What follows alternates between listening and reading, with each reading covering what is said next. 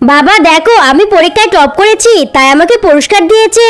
আরে বাহ বেটি বাহ, আমি জানতাম তুই পরীক্ষায় টপ করবি। আরে নালায়েক, তুই কি করেছিস? আমি তো নালায়েক, তাহলে আমি আর কি করতে পারবো? আমি ফেল করেছি। আমি আগেই জানতাম তুই ফেল করবি। বেটি চল আমরা ঘরে যাই। আরে শালা, ফেল করেছি দেখে আমাকে কোনো দামই দিচ্ছে না। বেটা আজকে তো তোর রেজাল্টের দিন ছিল।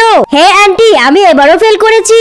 আরে কি বলছিস? তুই তো আরো 2বার ফেল করেছিস। হ্যাঁ আন্টি, কি আর বলবো, আমি এত বেশি ফেল করছি, মনে হচ্ছে আমি অনেক বড় মানুষ হব। আরে কি বলছিস? ফেল করে কি অনেক বড় মানুষ হওয়া যায় নাকি? হ্যাঁ আন্টি, বিশ্বে যত বড় বড় মানুষ আছে তারা সবাই পরীক্ষায় ফেলই করেছে। ও আচ্ছা, তার জন্য তুই ভালো করে পড়াশোনা করিস না। চল বেটি, আমরা এলাকায় সবাইকে মিষ্টি খাওয়াবো।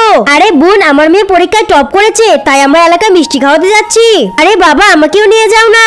নিচে থাকা সাদা সাবস্ক্রাইব বাটন দিয়ে যারা সাবস্ক্রাইব করবে তাদের বাবা মা যেন অনেকদিন বেঁচে থাকে, আর যারা ভিডিওতে লাইক করবে তাদের মনের আশা যেন পূরণ হয়, আমি দোয়া করে দিলাম। তুই কেন যাবি? আমার মেয়েকে নজর দেওয়ার জন্য নাকি? যেতে হবে না, তুই বাসায়ই থাক।